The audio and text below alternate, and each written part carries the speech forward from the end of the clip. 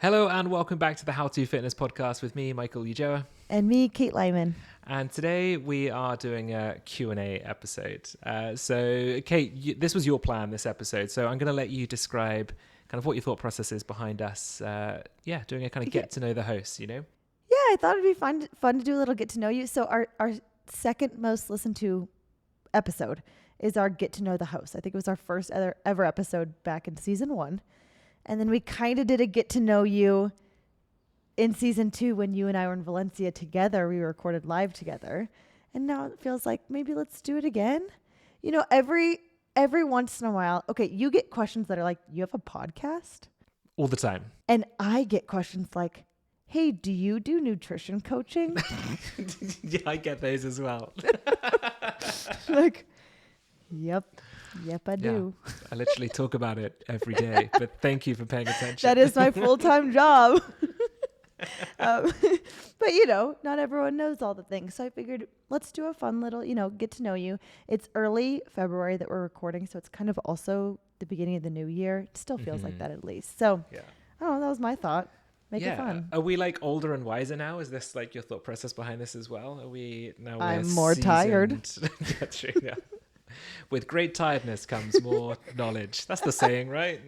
Well, actually, for real, are you more tired now or when Jude? Okay, the first time we recorded, Jude was like a month or 2 old, and Milo was like 2 or 3 months old. I would say I'm more tired now. Yeah, me too. Yeah, I would. I think also just because Jude's still not a great sleeper at all. And we're recording this off the back of like 3 really bad nights of sleep as well. So if I say the wrong words, then please give me a little bit of grace because I'm not good. I'm not good today, Michael, people may not know that you are a coach and people may not know you have a podcast, but they do know that Jude doesn't sleep I think very that's well. so true. I get so many messages from people like, oh, I found this on the internet and thought it might help you. And it's like the Tired Parents Guidebook. I'm like, thank you so much. I'll take it. Whatever it is, I'll take it. Yeah, thank you so much. All right. I'm going to give you the first question, Michael. Oh, okay. Are you ready? Yeah, let's do it. I don't even know if you know what the questions are yet. I actually don't. I said this as we were about to hit record. I was like, oh, I don't know what questions we're answering. This keeps it more exciting. Well, so, yeah. Here's the first question. What's one thing you're most excited about in 2025, personally or professionally? Ooh, I mean, I think it would be really bad for me not to say my child that's about to be born in a few months' time, Let me change it. Personally and professionally. Okay, we'll go. Well, I've started personally, so definitely, the birth of our second child, our second son is imminent. It's 23rd of May. The baby is due, so I am incredibly excited. Scared a little bit because I'm very tired already. So the thought of balancing 2 children at the same time whilst having a very hectic work schedule, it does scare me if I'm being completely honest. But I know we'll do it. We'll cope with it. We have done up until this point, right? We didn't know what we were doing before we started. It'll be fine. That's personally. Professionally, I'd say, so I've just actually, I don't think I've even told you this, Kate. So the coach that I was going to bring on to start working for me has started this month in February. So literally a couple of weeks ago. So I'm now officially a team. You can call 2 people a team, right? Yeah. You are absolutely officially a team. So we're just kind of seeing after a few weeks, maybe a month or so, how she's feeling. Her name is Lisa. See how Lisa is feeling before we kind of launch it on the website and fully announce it on social media. So that's the thing I'm most excited about, actually. It'd be very cool if we could grow that team further this year. But the fact that we're now 2 coaches is very exciting. So that's what I'm looking forward to. Very exciting. Thank you very much. So I'll throw it back at you, Kate, then. So what personally and professionally are you most excited for in 2025? This year, 2025, is the 10-year anniversary of KLN, Kate Lyman Nutrition, my nutrition business. Yeah. I'm clapping. So I do nutrition coaching. I've done it for 10 years. Do you do nutrition coaching? Yeah, sometimes for fun. No, just kidding. For 10 years. And it's also our 10-year wedding anniversary. So it's kind of a fun year. Cool. Like I just want to celebrate really hard. And we are doing like a fun vow renewal thing next month. Yeah. Oh, that's cool. Okay. And I need to plan it still. It's in like 6 weeks. But I have a vision that I want to execute. We're going to Vegas. We're doing the little white chapel. And I want Milo in an Elvis outfit. And that's my vision. And I want to execute that. And then for 10 years of KLN, I don't know exactly how we're celebrating yet. I'm like, team, help me think of what to do. But we do have, my team does a retreat every year, and I'm going like all out for a retreat this year. So I that's one of the saw things. the treat location that you shared, Yeah. the retreat location Yeah. you shared on your Instagram, and both me and Emma sent it to each other at the Y- same time. We And were then Emma like, was like, can I work for you? So yeah, that'll be fun. it looks incredible, but that's very exciting. So did you get married before you started your business, or did you start your business and then get married? What was Business first, then got married. okay? I'm Yeah. not going to read too much into that, Yeah. but that's incredibly And that's exciting. where Kate's priorities lie. Just kidding, Kenny, love you. Wait, that funnels well into our next question. Cool. Okay. Yeah. Okay, are you ready? Yeah. Go for it. How did your business start, Michael? And what's one thing you wish you knew back then? My business started out of necessity. I, without going into too much detail, worked for a big box gym, and I started up like the idea of a business whilst working for them. They found out, and they were very angry at me for thinking about starting a business. So they like threw me out the gym. It was kind of on good terms, but also not. I could tell they were a bit annoyed. I think they just wanted me to stop what I was doing and carry on working there because I was a very busy coach for them. So I started a business out of necessity because I had no money and nowhere to go.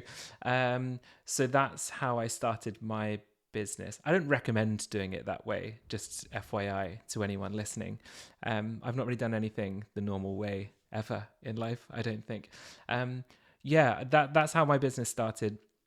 Saying that though, I knew some fantastic people, and I had already surrounded myself with people who were very supportive and knowledgeable. So actually, I had a really good network for getting started, which really helped.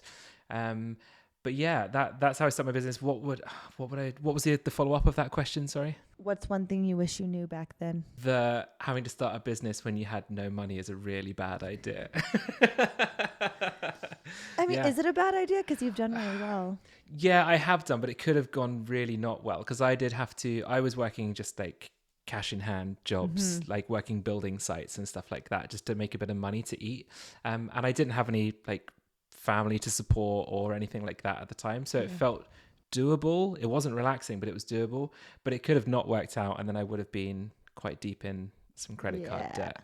So I definitely wouldn't recommend doing it that way. However, makes a fun story on a podcast, right? So Yeah. it's not all bad. I mean, I didn't know all of that, so I'm happy to learn that. Yeah, there we go. It's a shame that it happened that way initially with the first gym that I worked at. 'Cause I really enjoyed coaching there. However, I think, as you know, Kate, if you want to earn like reasonably good money within the fitness industry, you probably have to go it alone or work for yourself in some capacity. And I think a lot of gyms and locations don't fully understand Yeah. that it can be so difficult financially to survive within this industry unless you're kind of putting yourself out there and doing something maybe a little bit different. I wish that more places encouraged that, because then it wouldn't be so kind of cutthroat and a bit messy and horrible, you know? Yeah. That's gym life for sure. Yeah, unfortunately. Yeah. Sorry. So, Kate, go for it. All yours. I was working also in a gym. I was a CrossFit trainer for years and years. Michael loves to make fun of me for that. Yeah. And that's how I met Kenny, actually. I was his trainer. So CrossFit's not all bad. CrossFit's You met not Kenny. all bad, no. And I was in school and I was studying nutrition. I really liked what I was studying, and I was kind of like applying my nutrition knowledge to the athletes I was working with in the gym. And I was doing like workshops and classes, whatever. Anyway, I turned it into a business. This is 2015. And then I was in grad school at the time, and I was kind of like side hustling, And then I went to more school. I started my PhD, and there was kind of just a moment where I was hating my PhD. I was loving what I was doing with KLN, and I had to choose. And that was like, it was kind of the leap of faith that you're talking about. Yours is a little more forced, and mine was more like, what if I could do this for real? Yeah. That was 2017. But I started in 2015, but 2017 was when I was like, okay, this is full time what I'm doing. Let's go all in. Yeah. What do I wish I had known? I don't have business knowledge or marketing knowledge. And just like every time I learn more, I'm like, wow, wish I had known that 10 years ago. Like, I wasn't even on social media at the time. And so I wish I wish I would have been on social media earlier. But I also networked with people in real life for my first few years, and that's what worked well for me. Mm-hmm. I think that's a really good one in terms of like knowing a bit more about marketing, because I don't think you do truly appreciate that when you're doing your coaching certifications. I know some certifications now are incorporating a little bit more business kind of background and social media knowledge, but like the amount of my job that is actually coaching people is way, way, way smaller than I thought it would be when I first started Yeah. becoming a personal trainer. And I kind of wish I learned more about all the back end work, like bookkeeping, accounting, social media, marketing, and all sorts. I just think, yeah, there's so much behind the scenes that I think a lot of people don't fully appreciate that goes into making this run semi-smoothly, you know? Right. And it's also finding out what works for you too. So I don't know. It's like I could have had all this knowledge, but it's kind of trial and error. I I don't know what else I wish I had known. I mean, like so much, and like you learn it as you go is kind of the takeaway. Yeah. Which is also kind of fun as Yeah. well. I like the challenge. I mean, we know that building, maintaining a business is so challenging, so all consuming. And I think I really enjoy the challenge, or I wouldn't be doing it still. Yeah, I definitely do. I enjoy it more than I dislike it. I don't say I always enjoy it. Like Right. sometimes I am like, oh, I wish there was something that was a bit more chill. Yeah. Or like You know? structured or something. Yeah, like or that. structure. Yeah. Like when you're visiting family and you're like, oh crap, I've got to take myself away and work for a few hours now. And I could, like, if I work for someone else, I could like clock off at the end of the day. Yeah. But I do think the benefits way outweigh the negatives to it all. So Agree. Cheers. Cheers to more years. cheers. I guess I'm asking all the questions now. Yeah, no, I you're like it. you're the interviewee this time. I get Here, this next question. Kenny was like, I think you should ask a question about this because we're both learning a language. Yeah. And we get a lot of questions, like when we do a Q&A on Instagram. I get so many questions about language, and I think you do too. So Yeah. what has been the most surprising or funniest part of learning a new language? Which is Spanish, by the way. I didn't give much context there. The most surprising thing is how hard it is. I don't know if that sounds really silly, right? So in my head, I went into learning Spanish being like, right, kids learn it, right, when they're really young. So therefore, I am going to pick it up if I really go for this fairly quickly. But it's so hard. Like, I truly think learning Spanish has been the hardest thing I've ever done. By like a long way. I find it really, really difficult. I don't know whether my brain's just not... Some people are really astute to languages, right? They pick things up quite quickly. I'm not one of those people at all. And it's definitely taking me a lot of time, especially living in Scotland and not really being surrounded by many Spanish people at all. I think, I don't know if it's a bit naive of me, but it's just way, way, way harder than I ever thought it would be. I think that's good to hear because sometimes people think they can get Duolingo and become fluent. And some people can. Some people totally can because I know people who have done that. Yeah, not with just Duolingo though. I think Duolingo is massively overrated. It's good. I use it nearly every day. Most days I use Duolingo for like, it's good for vocab and stuff like that. But not speaking. Also, it's like Latin American Spanish, which is not the Spanish that I'm learning. So there's a lot of stuff that messes me up. I'll go and say a word to my Spanish teacher and she's like, don't use that word. Like a bit of disappointment in her voice of like, please don't use that word. So yeah, that's, maybe it's not very exciting answer there, but it's just really hard. It's just really, really hard, but I am really enjoying it and it switches my brain off from work really nicely. So that's been a nice little benefit. Different type of challenge, like different stretching, like stretching your brain in a different way rather. Yeah, absolutely. And also one of my favorite things is when you use like the wrong word that sounds the same, that isn't. Like I regularly tell my Spanish teacher that I'm pregnant instead of embarrassed. That's like one of my favorite things ever. Yeah. I mean, there's funny things that happen too, if you can laugh at yourself. Yeah. Or when you say that you want to eat chicken, but it sounds like chicken in Spanish. Anyone who knows Spanish listening to this will know what I'm talking about. It sounds like chicken, but it's got the different ending. Okay, I don't know if you're looking at me. Do you know what? No, yeah. I know what pollo is. Yeah, but if you put like an A on the end instead. Oh, is that a curse? Yeah, it's. That's definitely Spanish. You don't have to say it, but okay. But what does it mean? It's like male genitalia. Oh, so, that's funny. Yeah, that's so very funny. One, they made that like, way too close to pollo. I'm really hungry. I want to eat some. Yeah. Yeah. Okay. I hear you. I didn't know that word, so that must be very Spanish instead of there we go. Latin American, right? For me, I think what continues to be surprising, I've been learning Spanish for a long freaking time. I minored in it in college, and then I took many years without speaking it, and now I literally live speaking Spanish. And it's so challenging how stupid you feel. Mm-hmm. Like, you're speaking with someone and like, I'm like trying to follow the conversation. I'm like, sí, mm-hmm. And then I'm like, ooh, I think I'm supposed to be answering something. Like maybe that was a question, you know, like I'm trying to follow and I'm just like, I sound so dumb. It's very humbling to me. Mm-hmm. And it makes you recognize that like when you're talking to other people with a language barrier, like you may have thought like, oh, they don't get it. And it's like, no, they're just working really hard to stay on top of what we're talking about.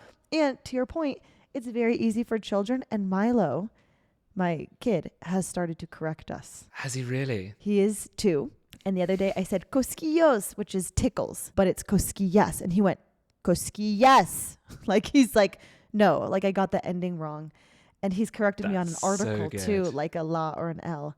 And so I'm like, oh gosh, I need to level up because my kid is outpacing me. Are you being really mean and correcting him in English when he gets it wrong, just to get No. your own back?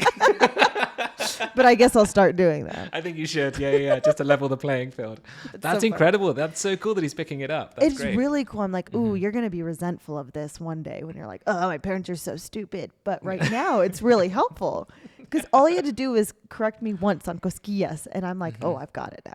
I've got it. Like it's confidence, isn't it? It's everything with the language. I really lack that sometimes, depending on the scenario. Like sometimes if I don't know anyone around, I'm better. Like if I'm in Spain, I'll happily get it a bit wrong. But if I'm with other people and trying to speak it, I feel, It's hard. yeah. And it's just, yeah, having the confidence, just go for it is really tough. I think there's a lesson there, probably about our nutrition and our fitness as well, right? Yeah. Confidence is related. Yeah, it is. All right, you ready for another question? Yeah, let's do it. Ooh, and you're more seasoned in this now with a second child coming. How has parenthood changed your approach to your fitness and your nutrition? Nutrition, they're probably different actually, how I've reacted to them. So I'd say nutrition, I'm actually more on it because I know that I'm having to make up for other things in my life that are not so good right now. So I know that, okay, even if I'm not exercising too well or sleeping too great, if I can get the nutrition side right, I'm going to feel so much better for it. So I'd actually say my nutrition's been better since we've had Jude. In terms of exercise though, it's been, I don't want to say I don't care, but I care way less. I still do stuff regularly. Like I still exercise like at least 3 times a week, maybe 4 times a week. But it's less, I'm just not as bothered about the outcome. Like I've more of my emphasis is on like trying to make myself feel good. I still have like occasional goals, like trying to build a bit of muscle or improve my cardiovascular fitness at times.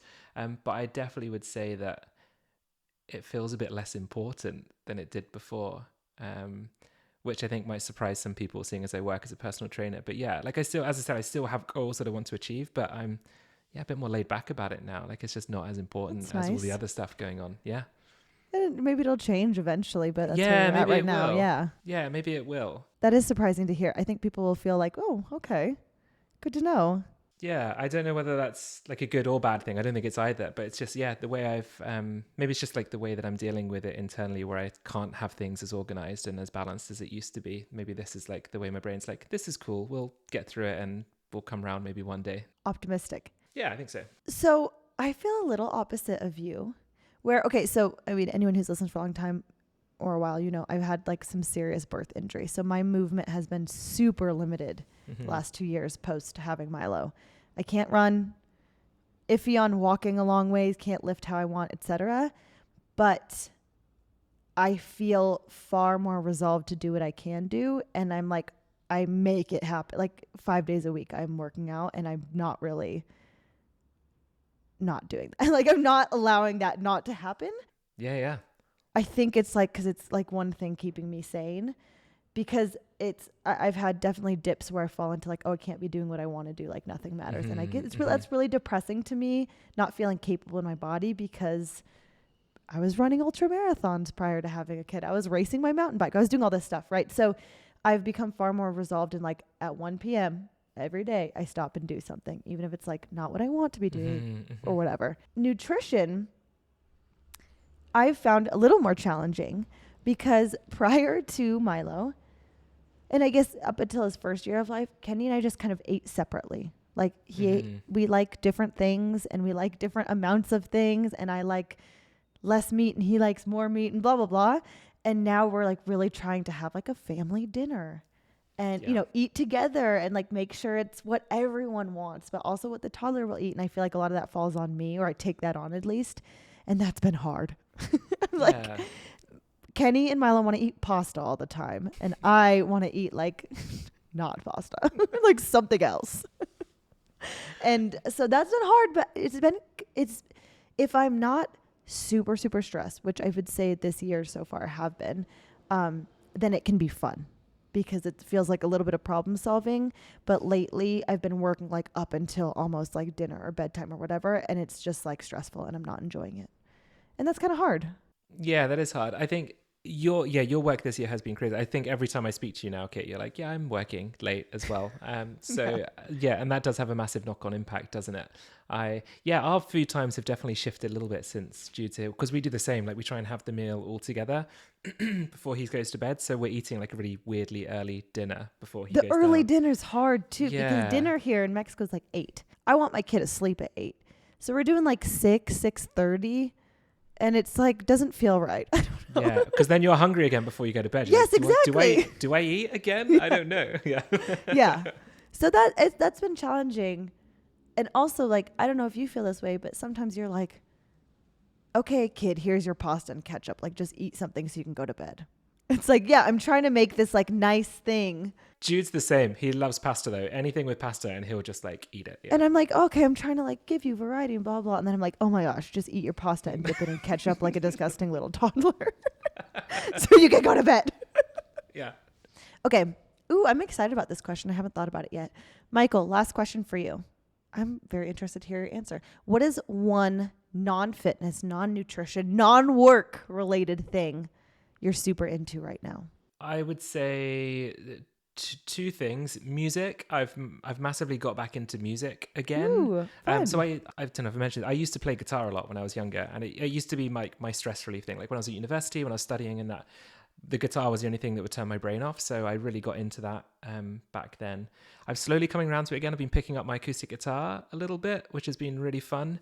But then kind of with that is a lot of Spanish music because I'm trying to learn Spanish, and the Spanish is the thing that I'm really into at the moment. Like I literally listen to Spanish radio every day. I'm reading Spanish books at night. I'm listening to Spanish music throughout the day. Like the new Bad Bunny album that's just come out, me and Kate are both talking about how absolutely obsessed we are. Obsessed. Yeah. So I'm like looking at that with the lyrics and trying to learn the lyrics as well. So yeah, I think it's kind of like music and Spanish is the thing at the moment that I'm just really enjoying it. Like I'm really, really enjoying it. So that's where I'm at. Love that. And I remember like when we started the podcast, this is 2 years ago now, you had your guitar behind you in our, and I was like, dusty. Michael. Yeah. And you're like, I want to get back to it, but you couldn't. But you know what? Like you've been parenting real hard. Yeah. Do you know what else it is Jude watches the movie Coco, which is based in like Oaxaca. Milo's favorite. Yep. Jude still loves it. And obviously there's guitars in that. And now Jude sees the guitars in my office and he's like, he gives it to me to play it. He's like, guitar. So cute. So that's kind of sparks my love of it a little bit more as well. So does he also ask Poco Loco? Poco Loco? That's Milo's fave. Does he? Love it. Yeah, he started just saying like the word of the dog, like Dante, as he walks around the house, like Dante. Yeah, but he just absolutely loves it. Yeah, it's good. I love that. So what's your one kind of non-fitness or nutrition related thing you're super into? What I am into right now is trying to find an outlet for myself that is like self-care. Fair. I don't even have a real answer because I'm not there yet. But I have been trying to go to dance class sometimes. I've seen in your stories. Yes, this looks fun. And it's very fun. And it's like movement I can do. I also like, I'm trying to get back into playing a little more spike ball, which I think you already know this of me. I really love spike ball. I know your life through Instagram, Kate, and I saw you get very competitive. I am super competitive about spike ball. And before I got pregnant, so I won the Mexican national championship for the female Mexican national championship. And that's like the highlight of my life. Just about. I got invited to the Worlds in Belgium, but I was pregnant. And I was like, no, I'm not going to go and just make a fool of myself. Yeah, kids. And I've been pretty limited in movement since having Milo, but I want to get back into it. And before you're like, oh my gosh, Kate, national championship. The female division in Mexico is not very stacked. So let me tell you this. Don't tell people that. It's really competitive. It's super competitive. Well, it's enough that I feel like my broken body can maybe get back into competing. So that's what I want to get to. we're not there yet, but we're trying to play with friends once a week. And I would say the last thing is like more girls' nights. That's kind of like what's giving me life right now is I've got a bunch of good friends here, and most of us have kids, and most of us are tired when we're like, do you want to go out? It's like, oh my gosh, but I want to go to sleep. And then we do it and it's so good. And we're like, we have to make this happen more. So more socializing without kids. Good stuff. Basically like not parenting and not working activities. Conquer spike ball and go out more to have fun. With friends. There we go. I love it. I think I learned some things about you still, which is like, I already know a lot about you. So it's fun to learn little new nuggets. Still surprises. One day we will do an episode in Spanish, Kate, just to show people oh my gosh, how embarrassed we are trying to talk in Spanish. Anyone's listening, like 0 stars, intolerable. Yeah. Maybe just like a 1-minute section as we ask what our hobbies are, and then we move on. ¿Te gusta ir al parque? Like jugar al fútbol. Done. We're better than that. Don't get down on yourself. Okay. Well, listeners, I hope you enjoyed this. It was just like a little fun get to know you so you can know who you're talking to. We are people who obviously have a lot going on in our lives aside from fitness and nutrition. Aside from work, I don't know if that's actually true, but we're trying to find balance. We're trying to find balance, and I think that's hopefully humanizing for others out there trying to do the same thing. So thank you for listening. And as always, send any other questions you have our way. Like, subscribe, all the things. See ya.